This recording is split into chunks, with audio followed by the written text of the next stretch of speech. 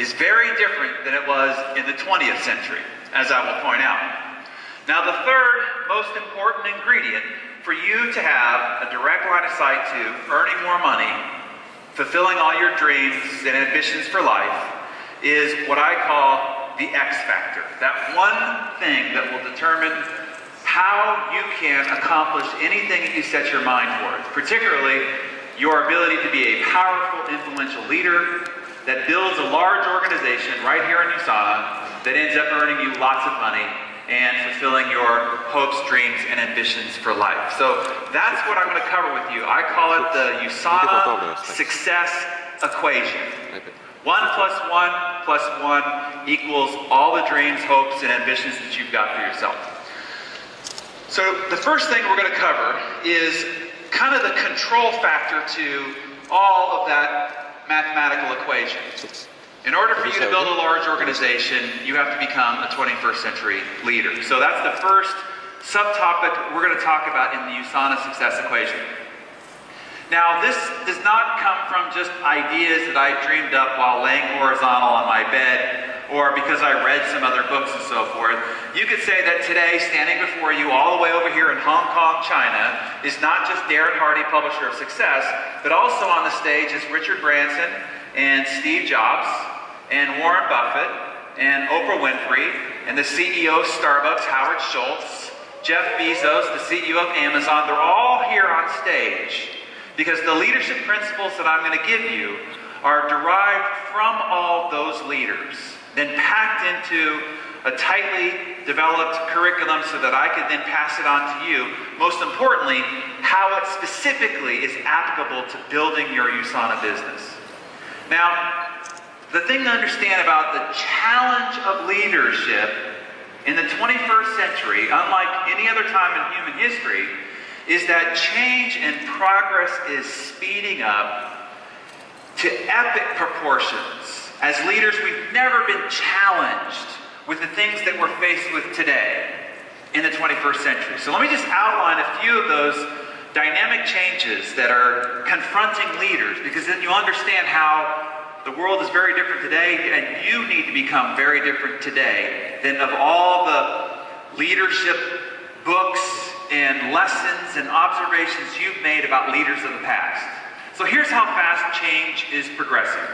This guy here is Ray Kurzweil. He wrote the essay called The Law of Accelerating Returns, which is, he explains how in about the 1980s, we went from growing as a society linear to exponential.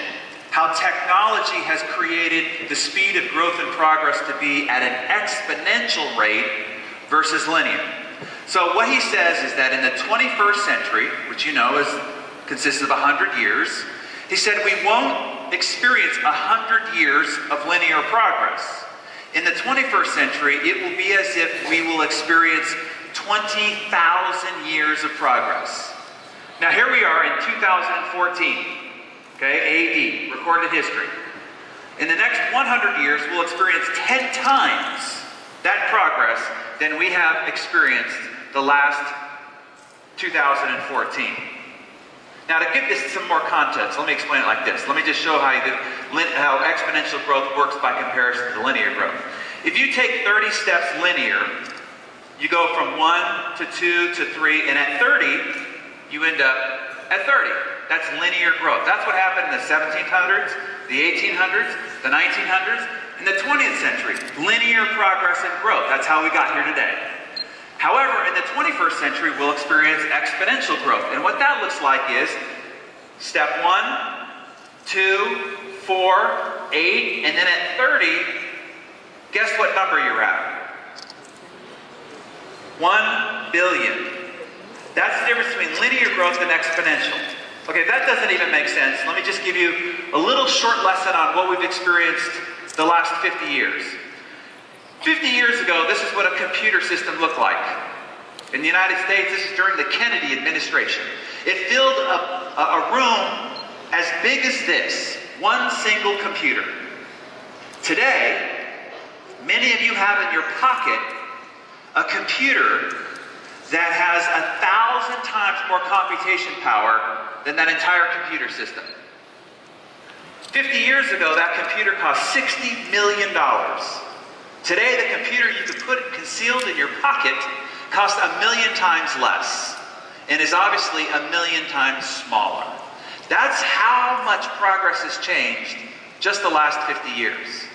Today, a child with a disposable cell phone in sub-Saharan Africa has more global communication reach than any president had at the time in the 1980s through their Pentagons. That just shows you, just in the last 30 years, how much we've progressed. Now this is Eric Schmidt. When he was the CEO of Google, he said, look, if you took all of human knowledge, everything we've ever created as a human species up to 2003, and you put it in the big pile, we are recreating that volume of information and knowledge. Guess how often? Every single day. Every day today, we are doubling all human information and knowledge as we did since the beginning of time up to 2003. So you can see as a leader, the ability to get your head around what's happening out in the marketplace around the world is mind-boggling. Another conundrum is that we are now a global competitive society. If somebody would have told me 20 years ago that I'd be standing in Hong Kong, China, teaching entrepreneurship to expand the entrepreneurial reach of what we are doing as a global society, I would never have thought it possible. But here we are. And in some places globally, the competition has created an enormous opportunity, but it also has created enormous competition.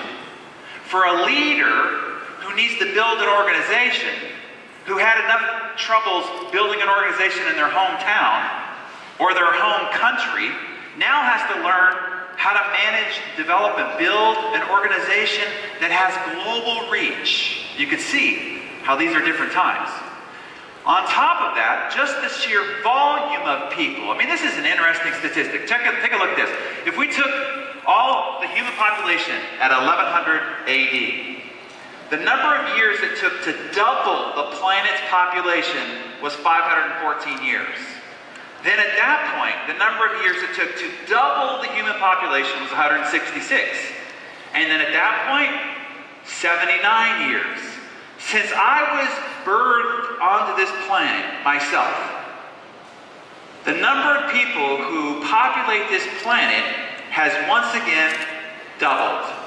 We are seeing how exponentially the challenge of leadership is growing in epic proportions. So here's what this looks like. If this was your skill development in the 20th century, if you grew your personal skills, your personal leadership ability at that growth trajectory, you would end up at the top of the corporation or number one in your marketplace. But what's happened is technology and progress has scaled like this. And you can see it's left most people's skills well behind, starting in about 2005. You can see where it's at in 2010. By 2015, most people will not be able to compete in this globally fierce competitive marketplace. So what I'm here to do today in a very short period of time is to take your normal growth skill trajectory and scale it up to match the growth trajectory of technology and progress that's taking place around the world. So let's talk about your leadership. What it takes to be a leader in the 21st century. So let me give you some context here. The first thing to understand is this is not your daddy's leadership. Whatever it is that you witnessed as you grew up of what a leader was, you saw a leader in the 20th century. And those models of what it is to be a leader in the 20th century do not work in the 21st century. And you are going to have to change everything that you know about leadership. Everything that you saw, that you are repeating those patterns of leadership is wrong. And you have to change how you go about leading people starting today. Let me explain. In the 20th century, leadership looked like this. This actually is taken out of a university textbook that describes what an organization is today, okay? Which is not what an organization needs to be competitive in the 21st century.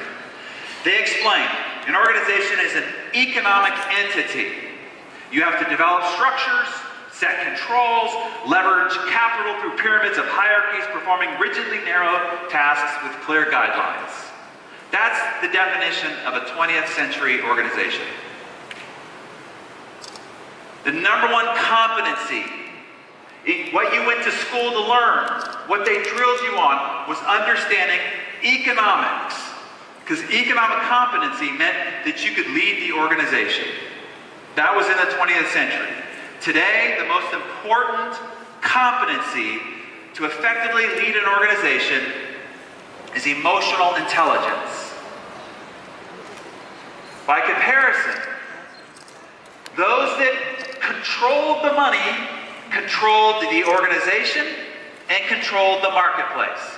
That's the way leadership played the game in the 20th century. Control the money, control the market. That was the main asset of competition. It is no longer about financial capital as the main asset for the 21st century. It is now human capital. The competitive difference between organizations won't be money, it will be people. It was once considered to lead, manage, and grow an organization. It was all about control, and you used fear and incentives to try to control the organization's ability to perform. It is no longer about control. Now it is about collaboration. We are seeing now that the major marketplace is made up of not just men in the Western world. We're seeing that women are taking a more dominant role, and we are also seeing minorities becoming the majority. And if you don't learn how to use collaboration, how to use emotional intelligence, you will not be a leader in the 21st century. It was once about hierarchies. Who reports to who? And you have these pyramids of hierarchies. It is no longer about hierarchies in an organization. It is now about networks. You are going to lead, build, grow, capitulate through networks. You no longer align people and their motivations and their reporting and their accountability through structures and spreadsheets. Now it is driven through connecting meaning and purpose to what every person's role is to the goals of the organization. It is no longer technical or financial expertise. It is social and relational aptitude. This is the reason why a lot of the millennial generation, some people that spoke on the panel yesterday that talked about the competency of social media and the ability to collaborate and build through networks. The reason why the millennial generation will take all the leadership positions by 2020, as it is estimated. And it is no longer about developing followers. In the 20th century, leaders went about cultivating followers. If you want to be a leader in the 21st century, you won't be out cultivating followers. You will have to go out and cultivate leaders. This economy, this marketplace is changing too fast. People can't follow. They have to learn how to lead on their own. And then collectively, through networks, you could do extraordinary things. So your competitive advantage comes down to one imperative. Can you grow and develop leaders faster than your competition? Will USANA become the #1 company in direct sales? Yeah. Only if they develop leaders faster than any other direct selling organization. Will you have the largest organization inside of USANA? Only if you develop leaders faster than any other organization inside of USANA. That's what it comes down to. Who can develop leaders the fastest? So, let me teach you how to develop leaders. First thing we need to do is we need to uproot what you knew about leadership. We need to give you a mind shift to take you from the models of leadership that you learned in the 20th century and point you to how to be a leader in the 21st. Here's what a leader is not in the 21st century. A leader is not a boss or a manager. Many of the people that got involved in USANA got involved because they did not want to have a boss or a manager. The last thing you should ever do as a leader in USANA is act like somebody's boss or manager. See, here's what happens. A boss and a manager tells you what to do, and everybody hates a boss. The fastest way to drive people out of your organization is to act like a 20th century leader and start pretending to be somebody's boss or manager. A leader, on the other hand, models the behavior to be done. They don't tell you what to do. They do the thing they want everybody to do and simply ask people to follow. They model the behavior to be done. This is the most important slide. All you have cameras, take a picture of that slide. This whole presentation comes down to this slide right here. A leader leads by example. It is the most basic principle of leadership, yet it is the most violated. It is the one thing we do not see from leaders that try to go on and become a leader and end up failing. They don't lead by example. So let me give you a for instance, okay? I know this mother. She's the most amazing mother you've ever seen. I mean, she loves her children more than any other human being can possibly love another human being. She has 7 children. And every time she sees her children, to this day, and some of them are 50 and 40 and 30 years old, when they walk through her front door, she runs up screaming, grabs them by the cheeks and goes, "Oh, you're so gorgeous, you're so gorgeous." She has done that their entire lives. They've only heard how gorgeous they are. If they ever asked their mother, "Mom, do you think I could do this?" "Oh, you could do anything, honey. You're so great. You're so capable. You could do anything." Yet each of her 7 children suffer from great self-esteem issues. They all think they're ugly, and they all think that they're not capable of doing great things. How is that possible? How could people so encouraged have so little self-esteem? Here's why. Every time their mother saw a picture of herself, she would go, "Oh, I'm so ugly, I'm so ugly." Every time she passed by a mirror, even while she's walking through the mall, she sees the mirror and she goes, "Ah, I'm so ugly, I'm so ugly." Their children saw this, and they thought, unconsciously probably, if she thinks she's ugly, and I look like her, I must be ugly too. When a friend of hers would say, "Omida, why don't you go and come with me and do this thing, or why don't you come on this trip with me, or why don't you come and take this class with me?" she would say, "Oh, I could never do that. I could never do that. I could never do that." Her children saw that.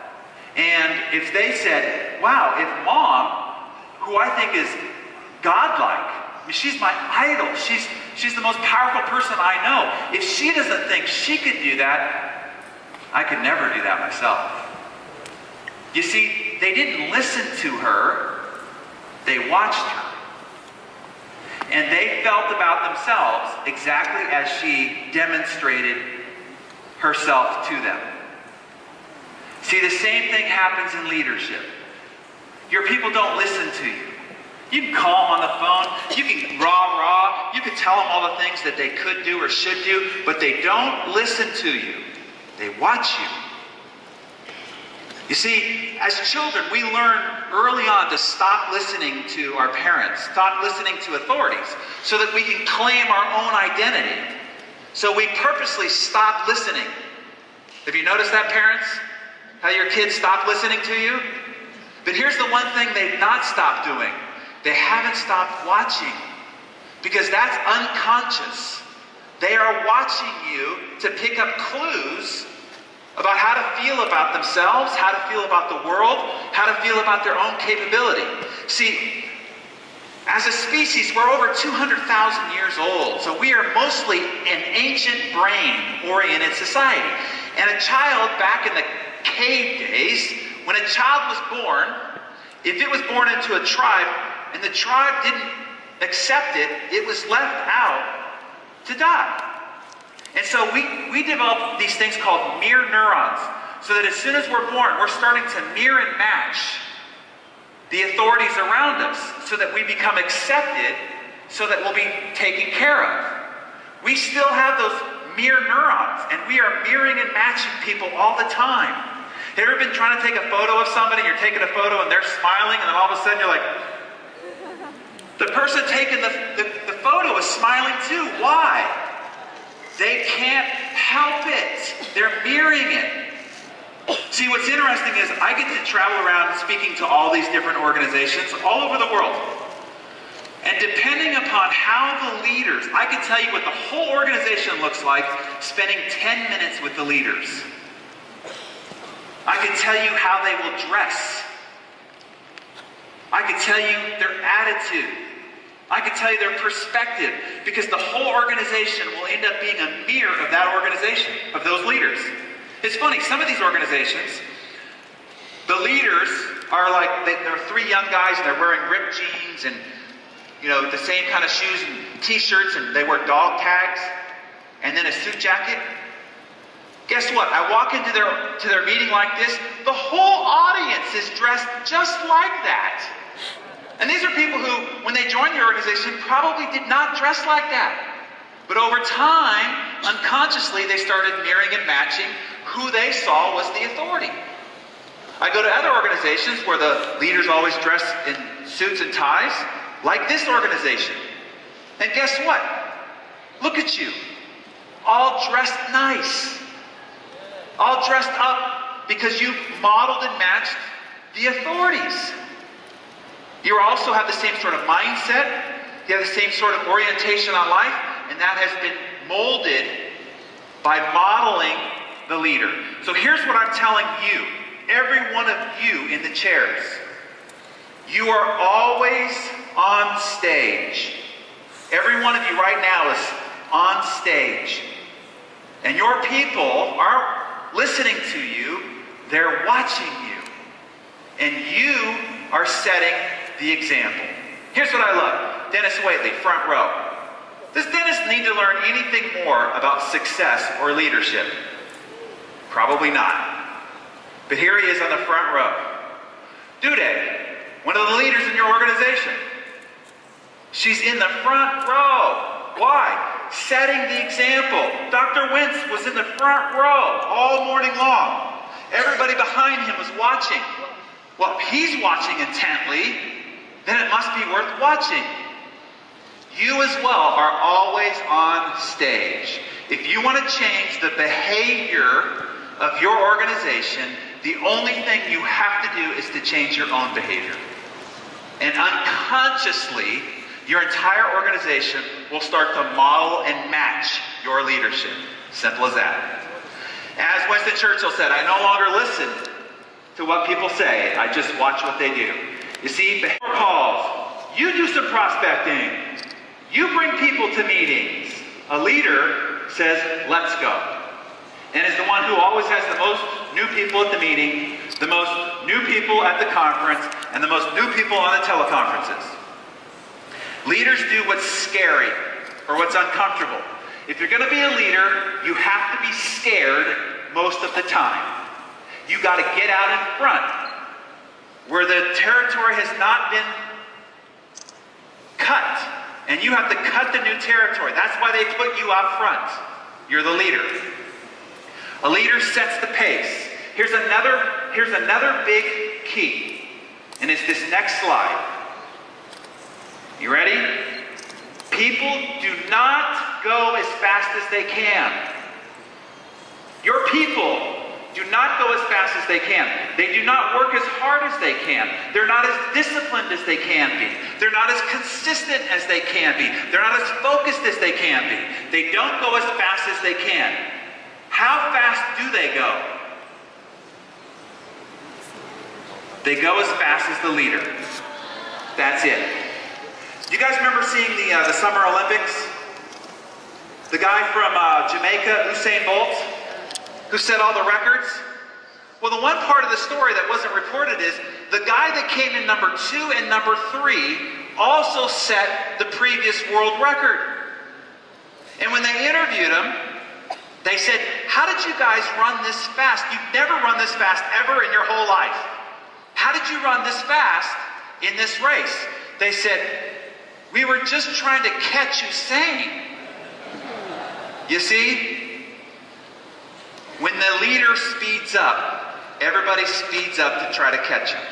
If you want your organization to go faster, work harder, be more disciplined, be more positive, prospect more, bring more new guests to the meeting, the only thing you have to do is do it yourself. And let them watch. You don't need to say a word, right?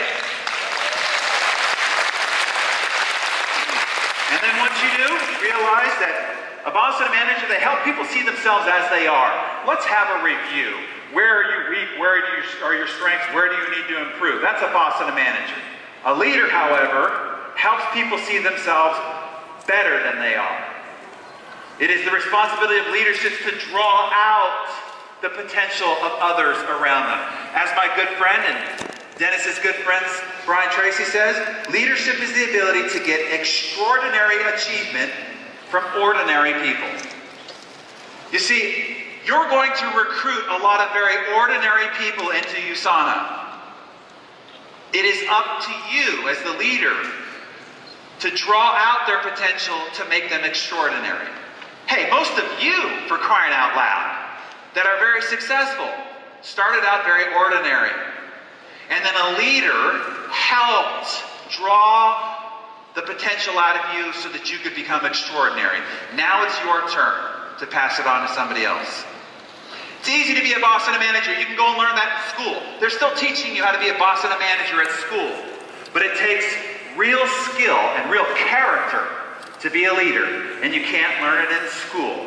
Which is why USANA flew me all the way over here to try to pass it on to you. Okay? Your personal leadership ability is your number one constraint, the thing that's holding you back from being able to realize your potential in the 21st century. All right, so let me handle some of your objections. I want to be a leader, but nobody will follow me. That's a problem. Let's fix it. And that's where the X factor comes in. If we're going to give you the ability to become a powerful, persuasive, influential leader, it's all going to come down to the X factor. Let's talk about what the X factor is. This is also how to recruit anybody you want and then get them to do anything you want. How would you like the ability to recruit anybody you want and then get them to do anything that you want? It all comes down to answering 2 questions. You answer these 2 questions, and you can do just as I promised. First one is this. What attributes do you want? If you were to think about the attributes that you want to recruit into USANA, what are those attributes? So look, just give me some attributes. If you were to say, if you were to design the perfect USANA representative, take an example of some of the great leaders in society and give me one word that would describe them. What would be some of the attributes that you'd want? Give me some attributes. Positive, confident, charismatic, proactive, integrity, passionate, energetic, committed. Okay. So here's what I want you to do. There's a little homework assignment. This isn't just, I'm not just waving a wand and all of a sudden you're great leaders. You're going to have to do some work. Okay? Here's the first work assignment that I give you. I want you to make a long list of the most important attributes to you. Come up with at least 20 to 30. 20 to 30 attributes. Put them on a piece of paper. Okay? Then I want you to boil it down to the top 12 that are most important to you. Because see, if you don't know what you want, you won't know how to find it.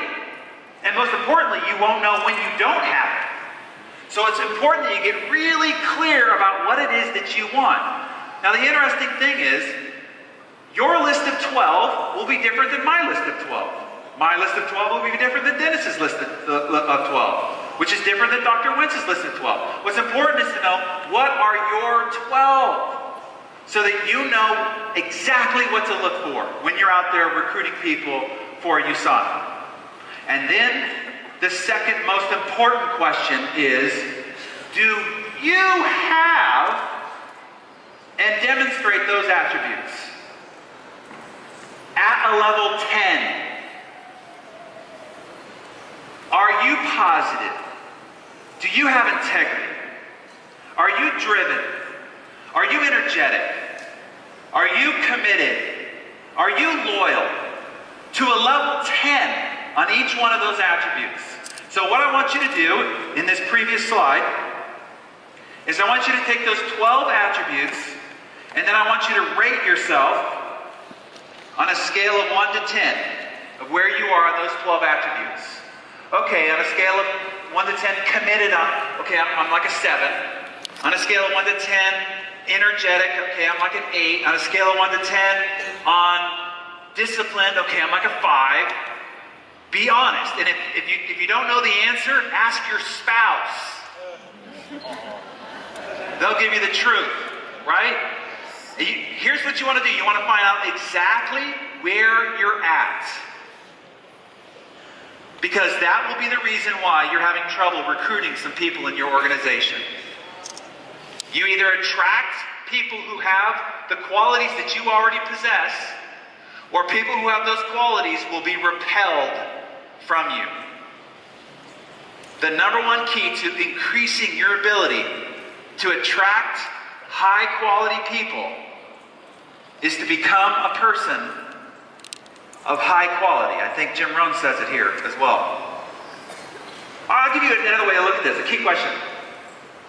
Out of all the people, let's say that you could leave USANA and rejoin, and you could pick anybody in this room to be your sponsor.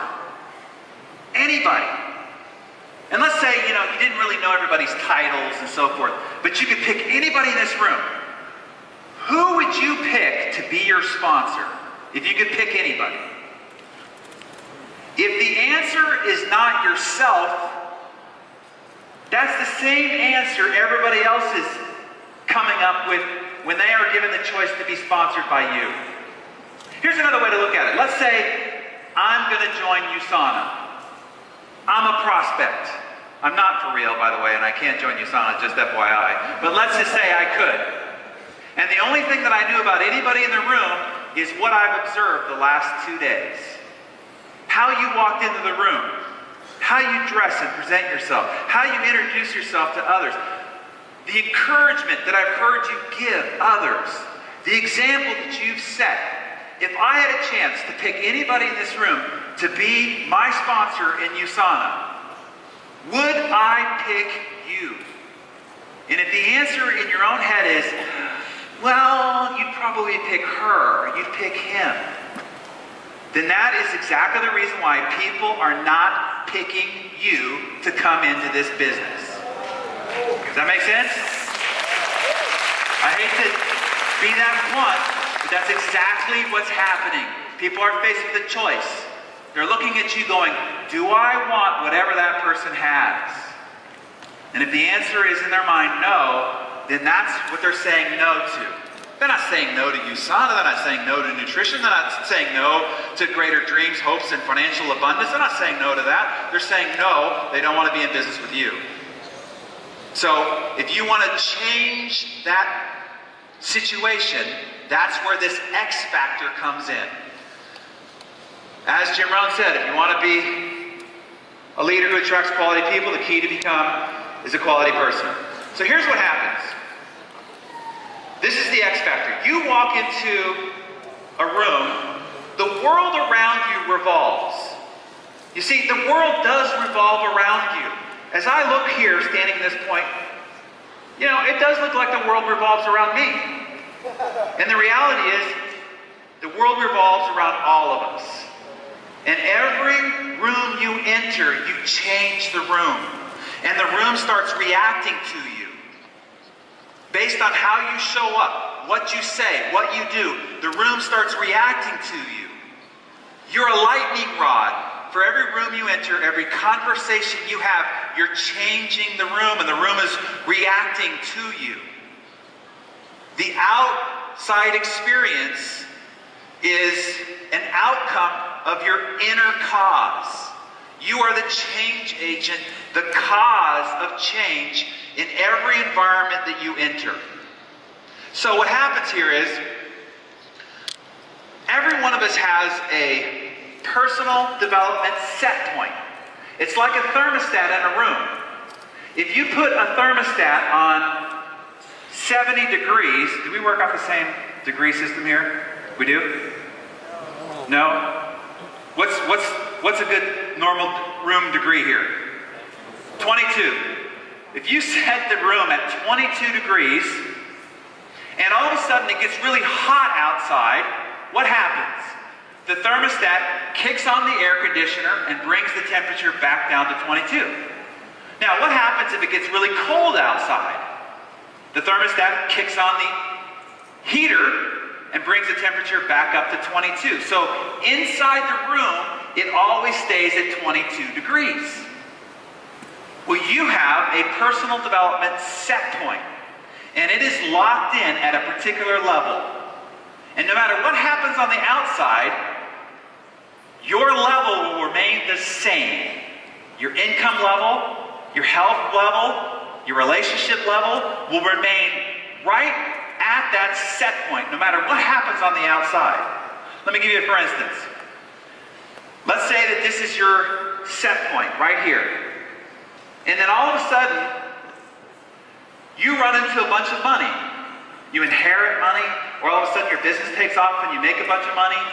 Have you ever met somebody where they make a lot of money and then they lose a lot of money? They make a lot of money and they lose a lot of money? So, I don't know if you all have this out here. Do you have lotteries? Okay. So, in the United States, this is how it works out. A person who makes $30,000 a year, all of a sudden wins $20 million. And in 3 to 5 years, what's usually the case? They lost it all. They're broke. How could somebody who earns $30,000 get $20 million and then go broke? You see, what happened is the money went way above their set point, and unconsciously they did everything they possibly could to get rid of it so that it came right back down to their set point. Seriously, that's what happens. So, for instance, if I took somebody right now in this room that makes a small amount of money, and I gave them a bunch of money, likely, over time, their net worth would go right back down to where it was. For instance, let's say I took Dennis Waitley, this rich, wealthy guy, Dennis Waitley, and I could wave a magic wand and I could take all his money away. Over the next 10 years, what's likely to happen? He'll get it all back. Because it was out of configuration with his set point. It went below his set point. And everything will happen until it comes back to a set point. I'll give you another example. Let's take your health. All of a sudden somebody goes on a diet, they lose all this weight. Now they've lost all this weight. What usually happens 6 to 9 months after somebody loses a lot of weight? They gain it all back. How? Because it was well below their set point. And then unconsciously they did everything they could to bring it back to their set point. This is the reason why our great mentor, Mr. Jim Rohn, said, for things to change, you have to change. For things to get better, you have to get better. For things to improve, you have to improve. And when you grow, everything in your life grows along with you. So stop trying to change your money situation. Stop trying to change your health situation. Stop trying to change your relationship situation and change yourself. And when you change, everything around you changes along with you. So the key is raise your set point. That's your X factor. That's your X factor. Remember when I told you the centenarian had a one piece of paper, 2/3 filled? That was the first thing on it. To change the world around you, the only thing you have to change is yourself. And the world around you will change. That's your X factor. Let's talk about recruiting now. As a 21st century leader, this is going to be your most important skill. Because remember, it's not financial capital that will be the competitive advantage. It's human capital. The best businesses in the world simply have the best people. If you want the most performing, fastest growing organization in USANA, it'll only come down to, do you have the best people you possibly can get in your organization? So I hear this a lot. Well, I don't know what to say. I want to recruit people, but I don't know what to say. Can you teach me a script? What happens if they say this? How do I handle this objection? All right, let me help you with this. What do you sell here in USANA? You've heard a lot of descriptions about your products and services. If you were to boil it down into a single word or sentence, what do you sell here? Health? Freedom? Huh? Knowledge? Lifestyle? Okay. Okay, I'm really glad I came. Because that's not what you sell. No, this is really good. Let's stop here for a moment and realize that you don't even know what you're selling. Here's what you're selling. You are selling you. You are the only product anybody is seeing. You are the billboard of USANA. You're the product brochure. You're the magazine. You're the advertisement for USANA. As you walk out into the world, the only thing anybody knows about USANA is you. And they're making a determination whether USANA is good, whether it's positive, whether it works, by how they experience you. If you want USANA to have better products, be a better spokesperson. Let me give you an example. Let me tell you the recruiting script of the greatest recruiter in the world. Now this guy, to this day, has the largest organization in the world. The largest organization in the world. Let me give you his recruiting script. Are you ready? Here you go. I want to take notes because let me tell you how it is. So here's what he did to recruit. You. Follow me. Oh. That's it. That's his recruiting script. Now, I mean, you applaud because it worked, but it's a pretty crappy script. I mean, if you're a copywriter, you're like, that'll never work. What? No features, no benefits, you know? Where's the pre-framing of the objections? There's no tie-downs, there's no Jack Benny close. I mean, I don't understand that. It wasn't what he said. It was who he was. And because of who he was, it was all that he didn't need to say. That needs to be true for you too. It won't be what you say at all. It'll be for who you are, how you show up. You see, as Emerson said, have who you are speak so loud that people don't need to hear a word you say. Have be who you are speak so loud that you don't need to say a word. Who you are behind the words is what makes the words powerful. You see, I have some friends in my life that if they said, you come to China, I want you to be on this call, I want you to endorse my book, I say, absolutely, no questions asked. I have some other people in my life that if they gave me a grand pitch, they sent me a video, they sent me a magazine, they did a big old presentation, and they said, you follow me, I would say, no way, no how, no where would I follow you. It doesn't have to do with the presentation. It has to do with who they are. So if you want to have more powerful, compelling, persuasive presentations, the best thing to do is to become a more powerful, persuasive, and influential human being. And everything else will change around you. Be the message that you bring. You don't attract what you want. You don't say, oh, I really want to get a really motivated person in my business. Or I really want to attract a lot of money.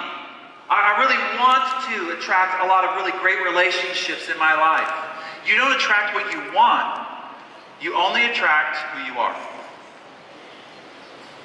And we communicate with feelings, not words.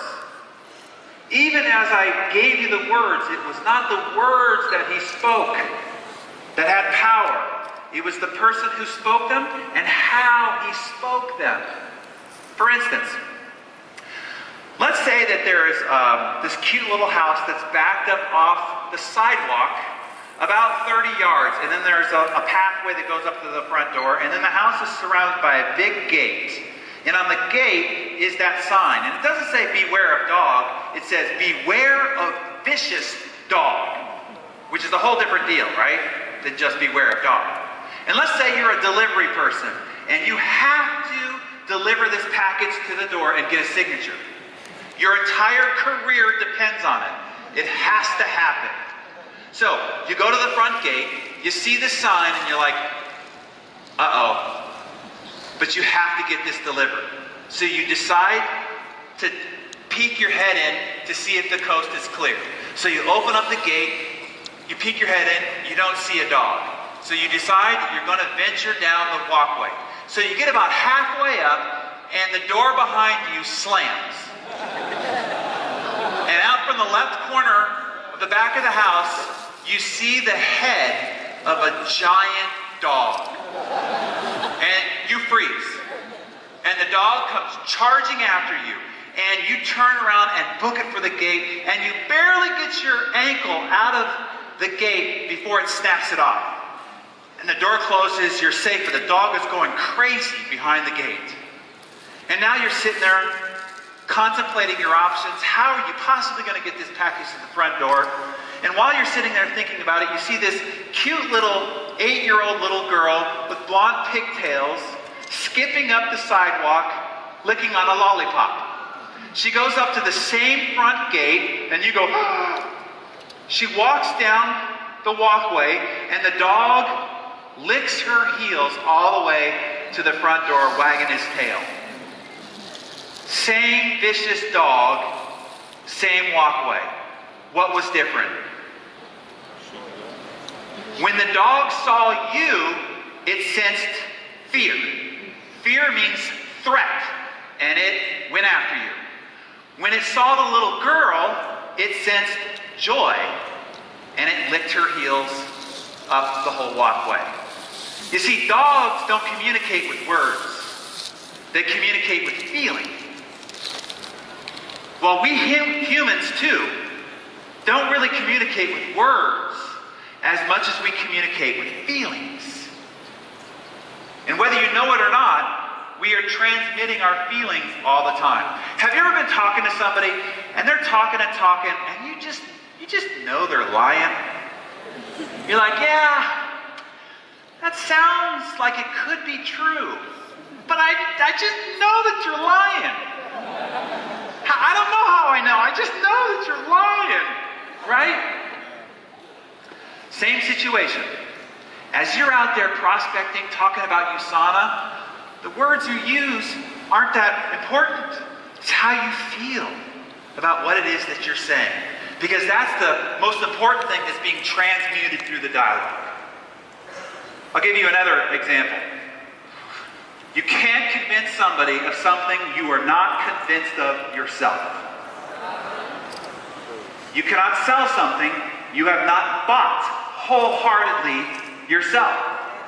Why did they have this good man come up here and talk to you about how effective these products and services are? Because they know that if you know deep in your heart and soul how quality and effective These products are, when you go out and start talking about them, that will get transmuted through you. That's why all of this is happening here today. What is the most attractive feeling? What is the one that has the most persuasive power of all? If you're going to work on generating one feeling, which is it? Passion. Passion has the most powerful, persuasive impact as you speak. People can feel whether you are passionate about something or not. And when you are unstoppable. Jim Rohn taught me this.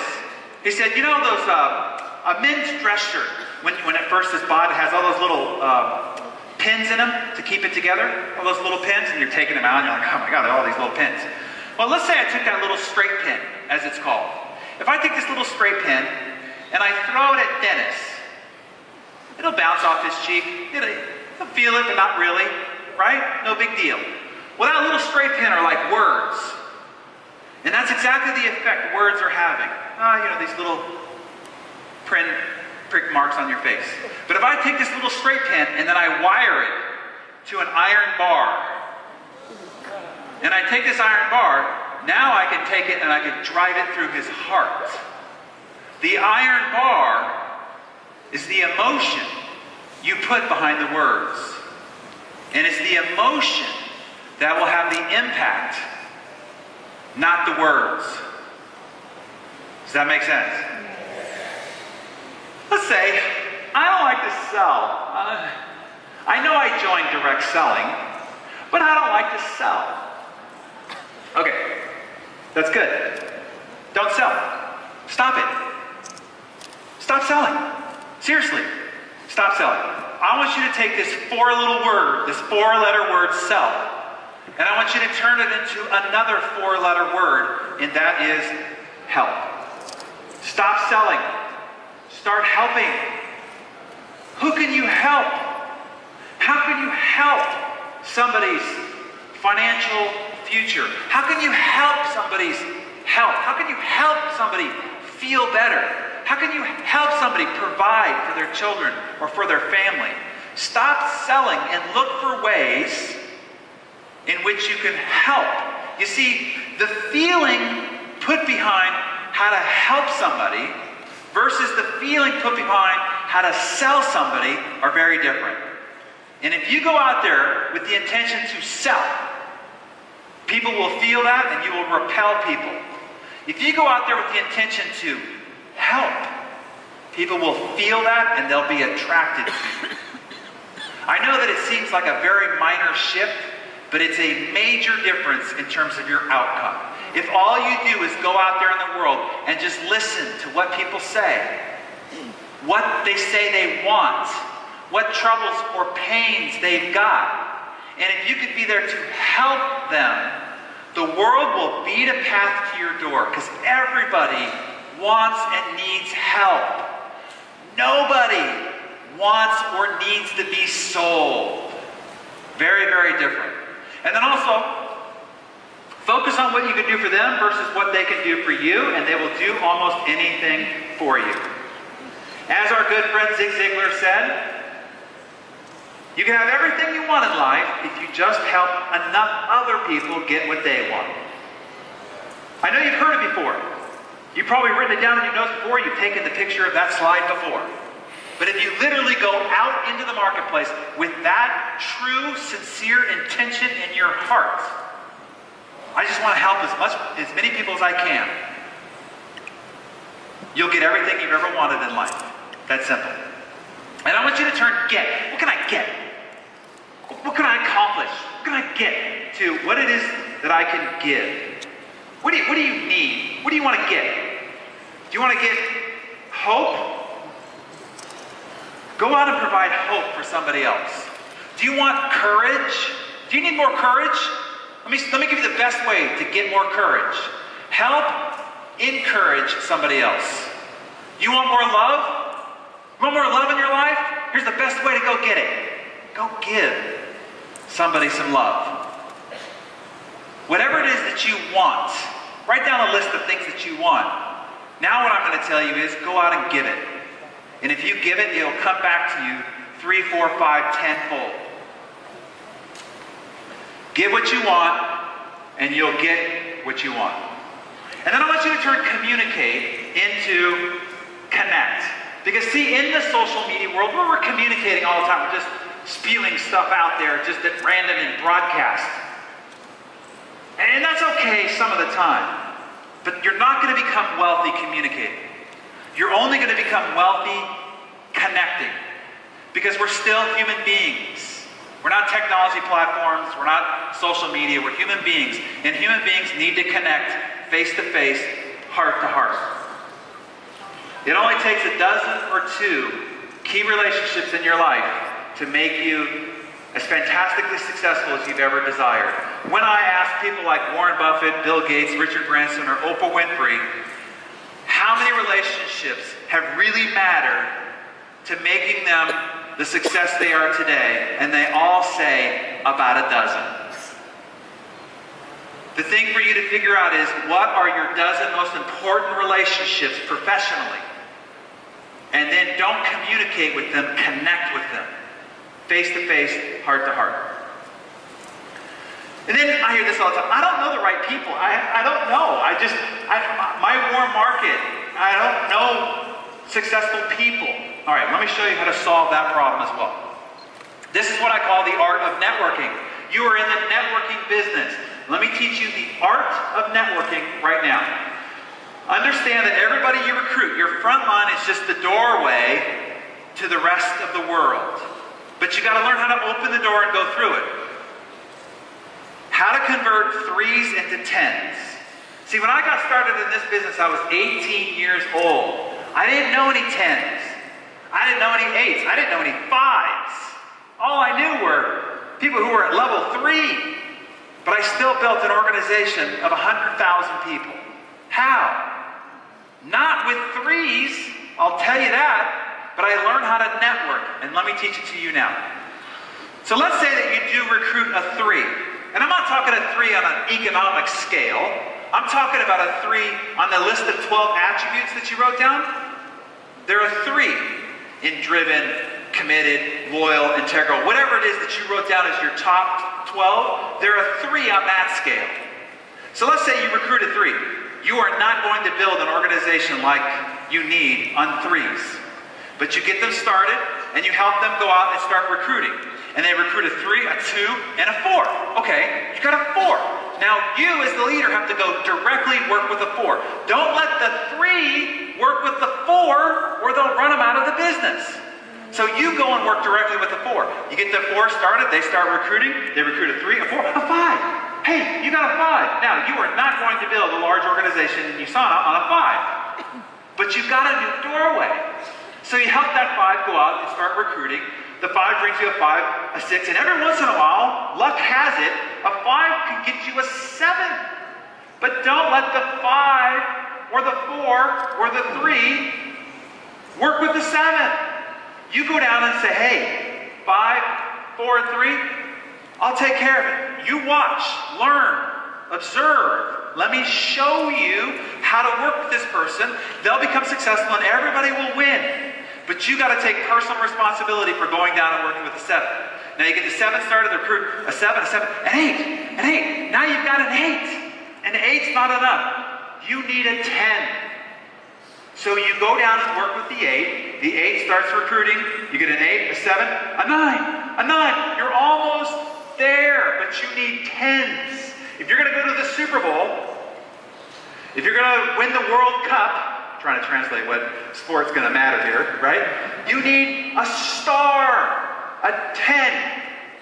So what happens is, don't let the 4, the 5, the 7, or the 8 work with the 9. You've got to go all the way down there and work directly with the 9. And help them get started, and all of a sudden, they recruit a 9, a 10. You've got a 10. And for you, that is the front line person for you in your organization. Now, they're not literally front line, but in your mind, they're front line. And if you work with them and cultivate them and grow them, They'll become successful, and so will everybody else above them.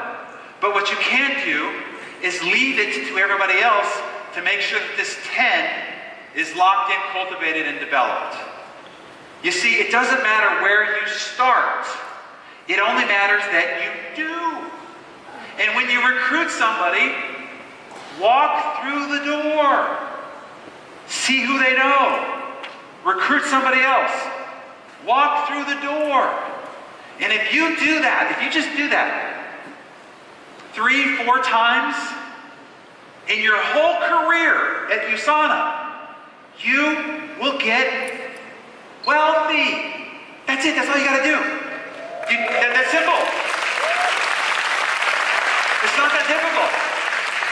What's difficult is staying focused, knowing what attributes you want, growing yourself to become a 10 on those 12 attributes. Then, looking to find another 10 somewhere down the line who's a 10 on all 12 of those attributes. And once you got them in the business, get out of their way and go find yourself another. That's all you got to do. That's the equation of being successful. This is Dave Ogilvy. He was a famous advertising executive. He said, if each of us recruits people who are smaller than we are, we shall become a company of dwarfs. If each of us recruit people who are bigger than we are, we shall become a company of giants. You have to recruit people who are better than you. So, let's wrap up this piece of paper here. You have your 12 attributes. You go to work on becoming a 10 on each of the 12, and then take your top 5 leaders and assess where they are on all those 12 attributes as well. Now you have a roadmap about how to personally develop them so that they can be more effective when they go out there to try to attract other 10s in those attributes. Simple as that. Now there's an old Chinese proverb that's 5,000 years old that sums up the responsibility of leadership well. It says, to serve is to rule. Not to control is to rule. Not to dictate is to rule. To serve is to rule. The more you serve, the more you rule. He who wishes to be great, let him find a way to serve the many. And here's what I want you to do. Not by your success at all. I'll give you for instance, okay? So a guy just signs up in a new organization, okay? And he meets with his upline. And comes over to his office, and the upline takes this big picture book and puts it on the desk there. And he opens it up to the front page, and on this front page is this big mansion. He says, you see this big house? It's 10,000 square feet. Marble floors, Venetian plaster throughout the house, millions of dollars of paintings on all the walls. He said, out over here in the back 40 is a private vineyard. It makes the most exquisite Pinot Grigio. And over here in the other back 40 is a private executive golf course. 9 holes, lush grass. And on the driveway here, you see all these exotic cars, Lamborghinis and Ferraris and Rolls Royces and classic collections, all through the driveway in a 12-car garage. He says, you see all this? If you work really hard, you get up early, you work late, you prospect day in and day out, one day all of this will be mine. And that's the way most people feel about their leaders. They want their people to work really hard to accomplish their dreams and their goals. I no longer want that to be your message, and I no longer want that to be your measurement. Don't measure your success based on your rank advancement. Now, both Dennis and I are big proponents in goal setting. So instead of your goal being, this is the rank I want to achieve, this is the money I want to make, don't write that down. Here's what I want you to write down instead. I'm going to help Sally make it to this level. I'm going to help Bob get to this rank level. I'm going to help Tony earn this much money. I'm going to help Betty fund her children's college fund. I'm going to help Anthony retire his parents financially. When you start measuring your success based on the success of those you serve, that's when you become a powerful, influential 21st century leader.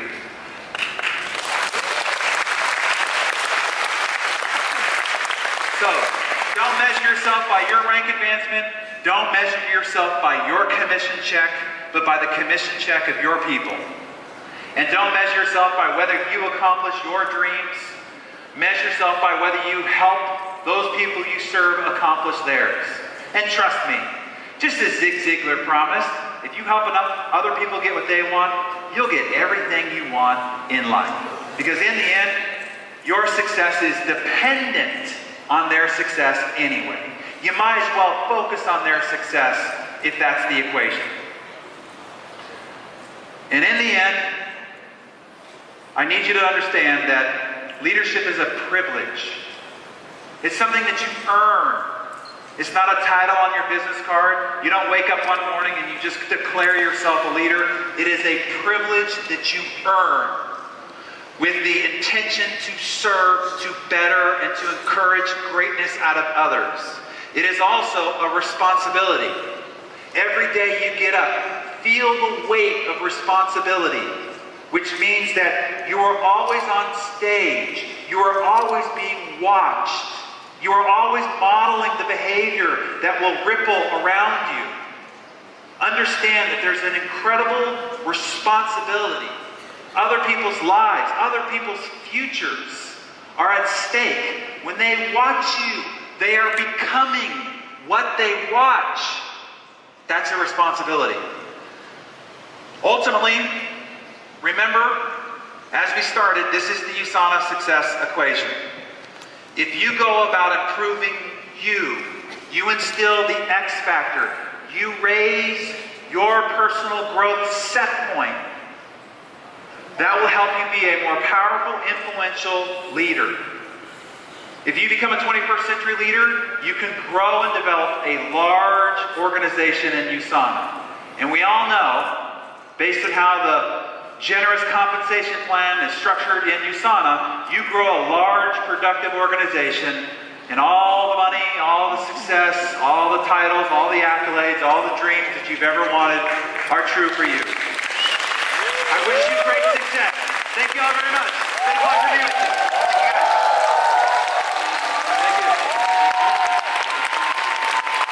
Ladies and gentlemen, Darren Hardy. Please give him a very big round of applause.